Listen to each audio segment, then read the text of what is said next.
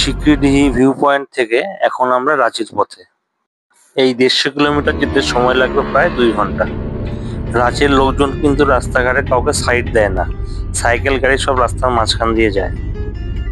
আমরা মহেন্দ্র সিং ধোনির বাড়ির খুব কাছাকাছি চলে এসেছি।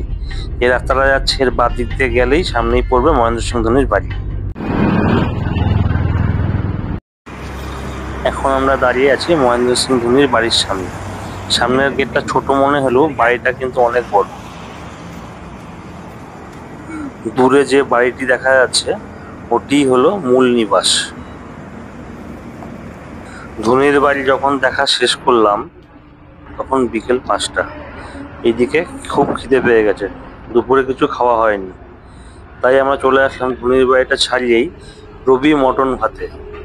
প্রথমে হোটেলটা দেখতে খুব একটা পছন্দ হচ্ছিল না, কিন্তু যখন আমরা ভিতরে গিয়ে দেখলাম যে একের পর এক লোক লাইন দিয়ে খাচ্ছে, তখন আমরা কিছুটা অবাকই হলাম। পাতায় করে অথেন্টিক ভাবে ভাত আর মাংস পরিবেশন করল, সঙ্গে ছিল পাঁপড় ভাজা। এখানে রান্নার গুণগত মান ছিল খুবই সুন্দর, দেখাই যাচ্ছে খাবার চলে এসেছে। তাই খাবার পরে পরের ভিডিওতে দেখা হচ্ছে।